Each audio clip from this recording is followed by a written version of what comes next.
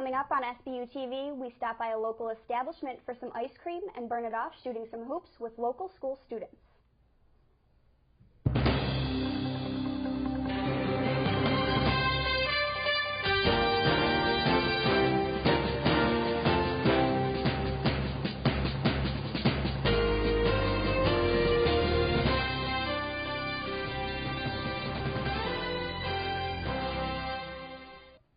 Hello and welcome to SBU TV. I'm Brittany Slomba. And I'm Madeleine Faircloth.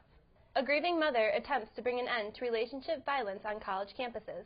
Hailey Gattuso has more.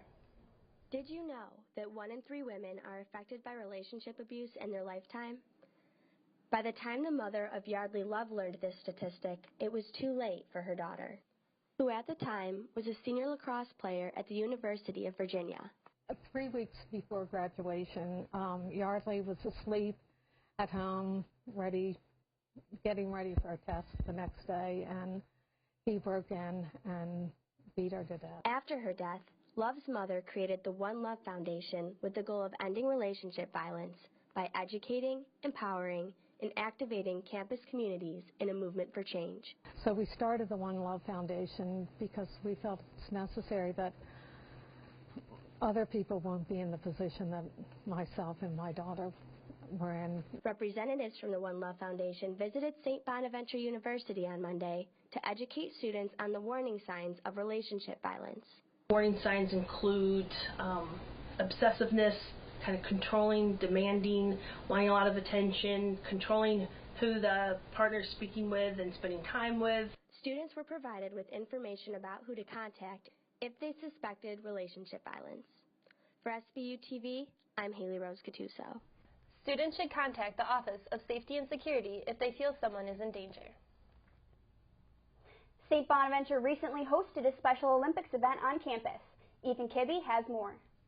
How about a color shop? Go Red and Gold! Go Red and Gold! Last week, area school students came to campus to compete in a unified basketball tournament. Unified Sports, a division of Special Olympics, pairs special needs children with their able-bodied peers in various athletic competitions. All the participants say they obeyed the Special Olympics oath. Let me win, but if I cannot win, let me be brave in the attempt. The tournament's organizer, Dr. Paula Skreba, says the event brings students together both on and off the court. It's building relationships, positive relationships with students in schools that otherwise probably wouldn't even interact with each other. President of New York Special Olympics, Neil Johnson, says unified sports help young students to understand and connect with their disabled classmates. He says they focus on similarities, not differences. We're probably more equal and alike than we are different. But if you don't break that barrier and you bring these two populations together, they'll grow apart and they'll never know it. Coach Danielle Keys says the best part of the day, though, still comes from competition. The joy on their faces, the smiles, you can't replace that, and you can't make it up either. For SBU TV, I'm Ethan Kibbe. About 250 students took part in the event. From California to New York, there is no denying the drug epidemic across the country. Brittany went to a rehabilitation center in Olean to learn more about how it deals with addiction. Short for Council on Addiction Recovery Services, CARES is an alcohol and substance abuse provider that has both in- and outpatient services. Executive Director Michael Pressman said that he and his employees are driven to help addicts find peace on the other side of addiction. Recovery is complicated, because you're really talking about assisting somebody in rethinking the way they've lived their life. CARES works with their clients by teaching them to take responsibility for the actions that have led them to their addiction. CARES also offers a recovery coach program to work with clients on getting back into the community. The idea of the recovery coach is to help them walk through that process, help them continue to develop those life skills. Pressman added that the recovery coaches are often people who went through the program successfully. Recovery coach coordinator Amanda Slater is able to relate and coach her clients through their addictions because she went through the program herself. I first started using drugs when I was about 12 or 13. Her addiction not only impacted her, but her family as well. My mom said for many, many years she was just waiting by the phone for a call that, I was going to die. Slater said that the freedom from addiction is one of the best parts of recovery. I don't have to wake up, searching for drugs, the obsession to use. She added that recovery is a lifelong process that needs continued effort. I believe that I have to be vigilant and work on my recovery on a daily basis. It's not something that is just going to disappear. For SBU TV, I'm Brittany Slomba. CARES also provides prevention services in local schools, similar to the DARE program. A ropes course in Cattaraugus County is gaining popularity. Amelia Kibbe went to check it out. This week, I traded my trusty heels for a pair of sneakers and headed to the Pierson Challenge course at Portville Central School. In 2012, Portville received a physical education grant to fund the project, which is now completed. The high ropes course, set among trees in a forest, has a higher section and a lower section with a total of 12 obstacles. Oh yeah, I'm getting there. For senior Matthew Waugh, the course is a nice break from a typical school day. I really enjoy it. I think it's a lot of fun up there. Physical education teacher Josh Brooks agrees, adding it's also used for learning. It's great for our phys ed curriculum. It's great for kids to challenge themselves physically and mentally. The course isn't exactly built for television cameras, so I grabbed my phone and headed up. Each summer, Portville opens the ropes course for community members to climb to. Along with the obstacles, which are built mostly of wood and ropes, the course has a 500-foot zip line to use to get down. For SBU TV, I'm Amelia Kibbe. The course in the woods is part of a 3-part course at the school. Portville also has a course near the woods and a third in the school's gym. This past Tuesday, former St. Bonaventure University Dean of Journalism, Lee Coppola, spoke about anti-media mentality in Jamestown. Nicolette DiMura has the story. Lee Coppola is a retired dean of the Jandoli School of Communication. During his talk, he spoke about the future of the media and journalism. Too many people mix up and put together the media with pundits as opposed to news reporters. I don't think there's a bias in the news pages of newspapers or in the news segments of television programs. I certainly think there's a bias in the punditry on especially cable channel televisions. Claims of news media bias in politics are old news. You're a journalist. You put aside your biases, you put aside your personal feelings, and you report the news as factually and as accurately as you can. On several occasions, President Trump has dissed the media over their coverage. We are in a rigged system, and a big part of the rigging are these dishonest people in the media. I did cover a mayor of Buffalo who reminds me a lot of President Trump. He hated the media, and he was belligerent towards the media, and he even threatened media members physically. So I handled it the same way I would have handled President Trump if I were working now. I would do the best job I possibly could. And it would prompt me to do an even better job. Coppola became a journalist because he wanted to help people in society, but the main reason was because he was curious. The news media is the greatest benefit to our democracy. For SBU TV, I'm Nicolette DiMura. Lee Coppola says that becoming a journalist is the most rewarding profession. This week in our series on local businesses, Madeleine stopped for a sweet treat. Ice cream, the perfect ending or beginning to a warm, sunny day. Twist and Shake, an ice cream stop on the Allegheny River Trail in Olean, is where locals find themselves on those summer days, both 2- and 4-legged. Although he bought the business to satisfy his want for another source of income, co-owner Tony LaBella says he's found another, arguably more fulfilling, joy. I like when some people, they'll look at their cone. They don't look at you, they look at their cone, and if it's a nice cone, you'll see the smile on their face, It's like you're bringing joy to the world one scoop at a time. It's true. We love to make people happy. You hand somebody an ice cream cone and they've got a smile on their face, LaBella says that smile sells itself, along with the motto, if it ain't broke, don't fix it. If things are working, don't change them. If you do make changes, make little changes, don't make big changes. But I think try to do what you do well and be consistent is a big asset. From April to September, Twist and Shake is open 11 a.m. to 9:30 p.m. with extended hours in the middle of the summer. Besides hundreds of ice cream dishes, the shop also offers burgers, hot dogs, sandwiches, and more. Priding themselves on their fast-moving lines and technology, they say the wait is never too long for an ice cream and a smile, even on the sunniest of days. For SBU TV, I'm Madeleine Faircloth. What a handsome pup you have. Thank you. I raised him myself. For over 3 decades, a local organization has been meeting the needs of those in Olean and surrounding areas who can use the help. Natalie Kucko reports. In changing times when businesses come and go, St. Vincent de Paul has stood the test of time. The store still has a loyal following despite its need for local support. Over the last 2 years, though, donations outside of clothing has dwindled down. While there are many ways to find affordable items online, St. Vincent's remains a popular choice for people in Olean. This store houses everything from clothes to household supplies to furniture and donations like this pair of shoes to help those in need. Not only does the store sell items, they provide financial assistance when necessary. People can come and get help with utility bills such as gas, electric, water.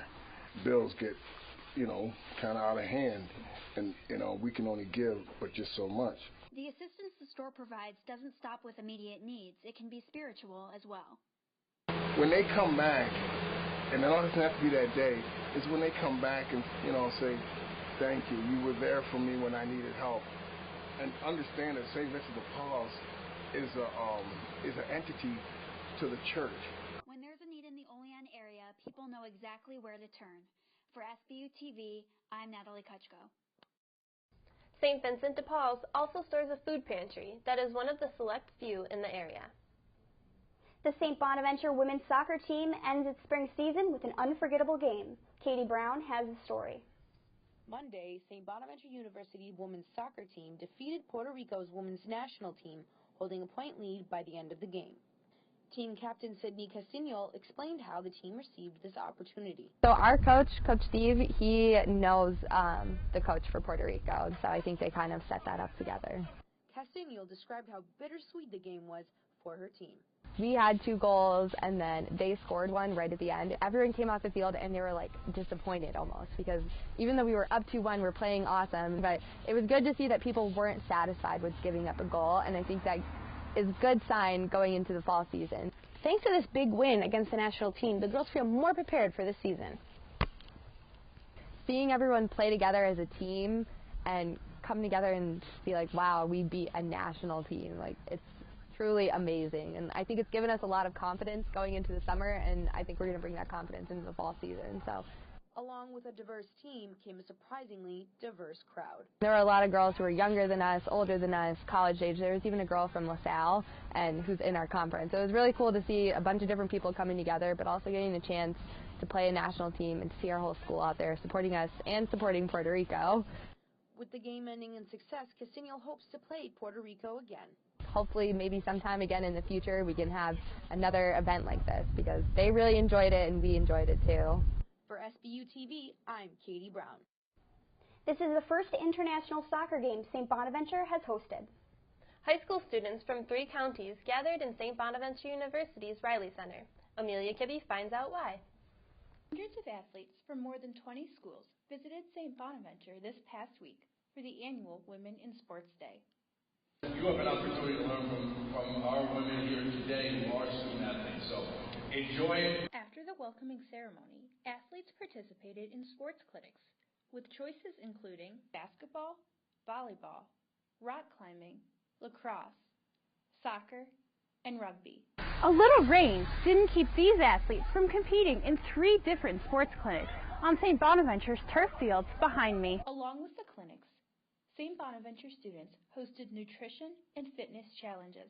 Women's cross-country and track senior Rachel Konechny says the event gives high school athletes a chance to observe a collegiate athletic atmosphere.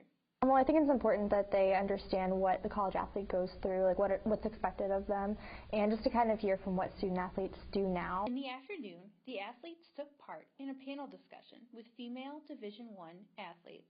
Teams definitely seemed excited, ready for the day. With SBU TV, I'm Amelia Kibbe.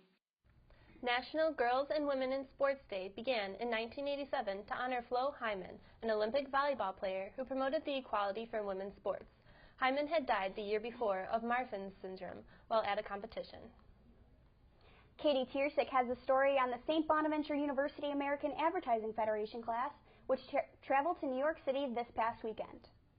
The St. Bonaventure University American Advertising Federation recently competed in New York City with other universities. So AAF is a fully functioning advertising agency, and we compete against other schools every year in a national advertising competition.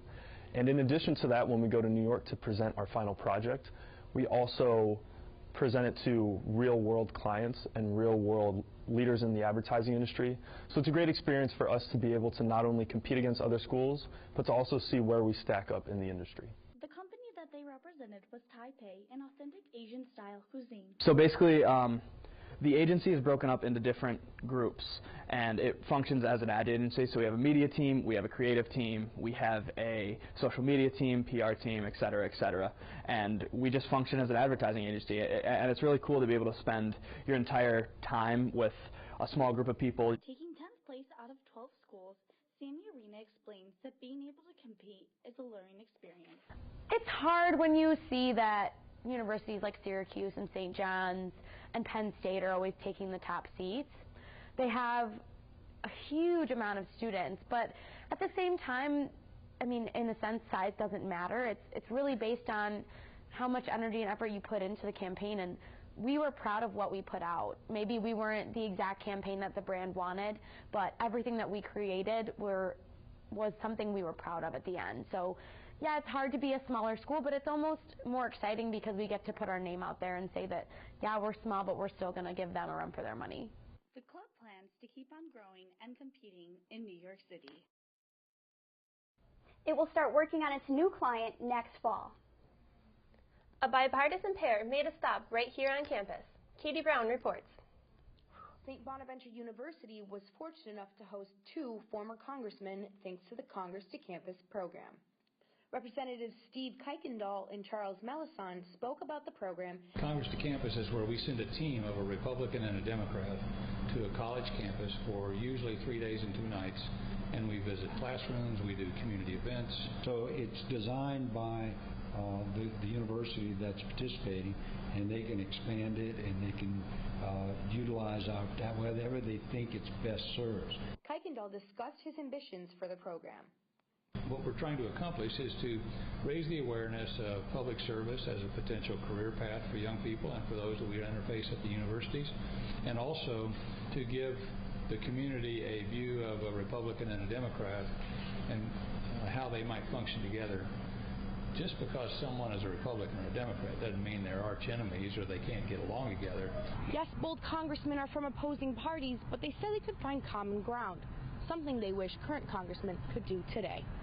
The pendulum swings in this process from being a little more collegial than they have been in the past, and it's swinging to the point now where there's no collegiality at all. We think that people need to be civil. They need to debate the issues. They need to take their personalities out. Melisson explained how the end goal of the program is to create participation. We're trying to continue to give back, and one way that our association allows us is to try and visit with and communicate with the younger next generation to get interested in public service, to get interested in government. Government needs good people. For SBU TV, I'm Katie Brown. Congress to Campus is a program offered by the U.S. Association of Former Members of Congress. Catie Tercek went to go see the SBU hip-hop team dance its way through Willy Wonka's chocolate factory. The St. Bonaventure University hip-hop team and step team presented Willy Wonka and the Chocolate Factory Tuesday and Wednesday night in the Quick Center.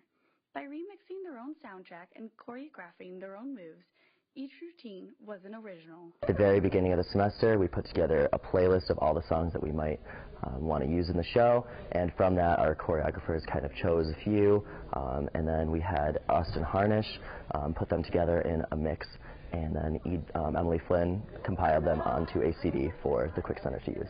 The lead role, L.B. Hayes, who plays Willy Wonka, explains how his team makes a collaborative effort. But the hip-hop team has been so great with helping me and letting me learn dances and lines, and I've just been so grateful to be a part of this experience in the show because it's such a huge thing at Bonaventure. Their dedication and hard work is what motivates them. We work really hard. When it comes up to the show, we're working every single day, like 3 hours, just putting in a lot of work, and it's just a fun experience because I get to do it with all my closest friends. And only when the bass drops, they drop dead. For SBU TV, I'm Catie Tercek.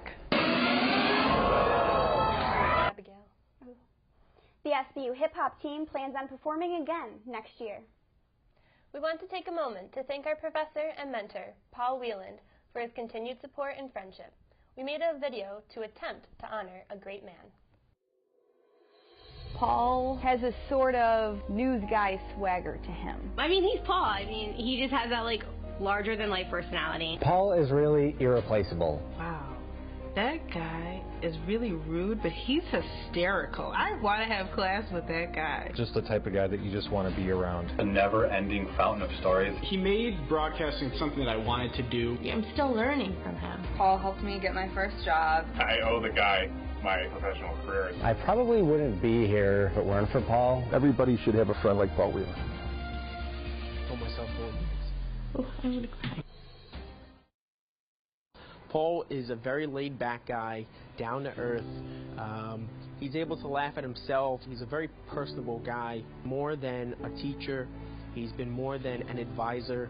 He obviously brought a lot of experience to the table. I have never met a person who had so many skills in such a variety of areas. In the Jandoli School, we teach effective communication. When he came here, I knew he could do a multiple array of things, and he's such an avid reader, and he's such a great writer, and he's got such a great mind. I had no idea if he could teach, and boy, he knocked the socks off. He just came in and really built the broadcast area of the journalism school to where it is. New students will not have the experience of his experience, and that's, I mean, a testament to just his entire body of work.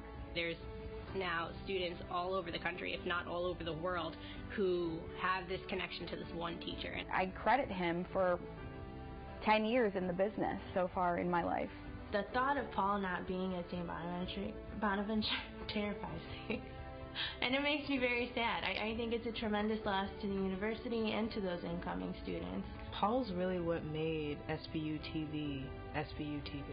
He's the one that made it so much fun. And by not having that, like, I couldn't imagine. He can tell you a little bit about every part of having a career in the broad spectrum of, like, journalism, whether it be PR, broadcasting, sports, television, whatever. So not having that at that school is going to be, really hard to replace.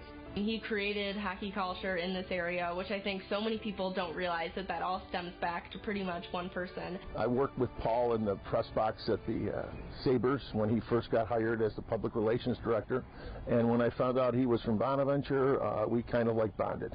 I was the newbie. I was the new kid on the block. I didn't know a whole lot about the Buffalo Sabres. I didn't know a whole lot about the National Hockey League other than following it for one reason or another.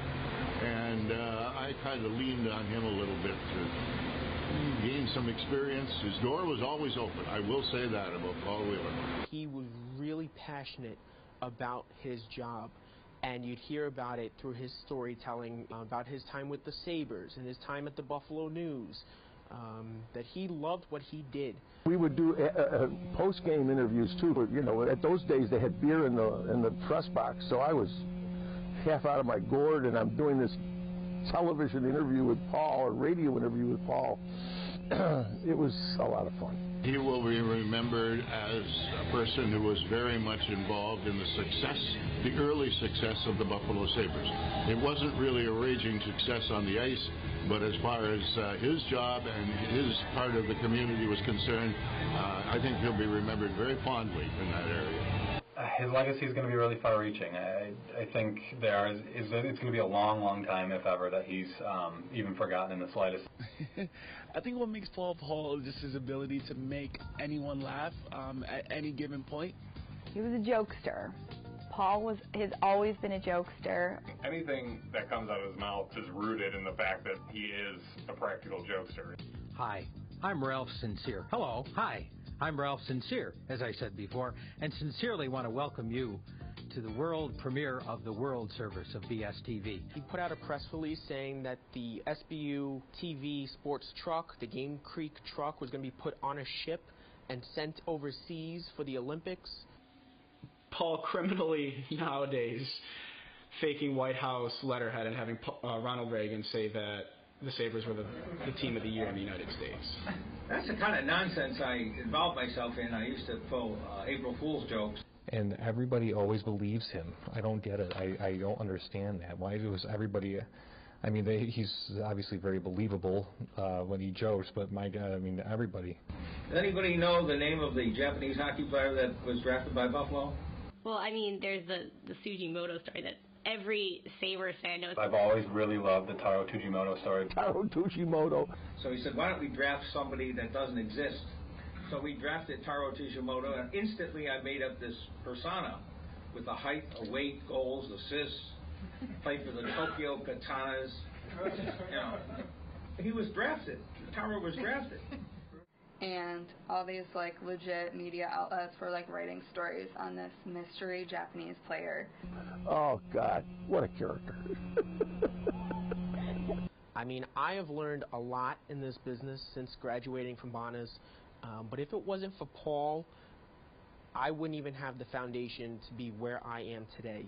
I know from my personal experience, Paul has shaped me so much. I got my job at Channel 2 on Paul's recommendation. I wouldn't have a job if it wasn't for Paul. As an investigative reporter, I receive threats on a daily basis, and I really blame it all on Paul. If Paul hadn't, made that phone call and pushed me to apply for that job, I don't know where I would be. He showed me that I was not what I thought I was.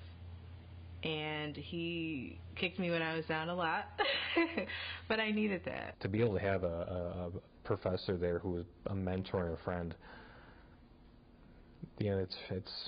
that's hard to find. That really is really hard to find. I would thank Paul Wieland for my start in this business. I mean, I might still be in Niagara Falls. I don't know where my career would have gone, but he certainly jump-started it in the right direction. For the last few years, it was, I'm going to retire this year. I'm going to retire this year. And, okay, Paul, sure you are, It's about time. Like, Paul, you've been saying you're going to retire before I even got there, so I'm glad that you're finally retiring. Oh my God, I can't believe you're retiring. I guess you say you're getting old. Hey Paul, just want to take this time to wish you a happy birthday. Relax, enjoy your retirement. Wow, 100 years, triple digits, a whole century. I just really hope he leaves knowing how much he accomplished and how many people he influenced. Just want to take this time to wish you all the best. What? Retiring? Paul's retiring? I want to thank you for not retiring any of the past times that you had retired or thought about retiring until now. We're going to miss you, Paul. Thank you, Paul. Have a couple drinks. You've earned it. Enjoy it. I know, it's awkward. It's like you're thinking a person that's not in the room. Thank you, Paul. Thank you. I love you, and I'll miss you. So, keep in touch. Thank you, Paul. Thank you. I used to laugh a little before. Now I laugh a lot. Thanks to Paul.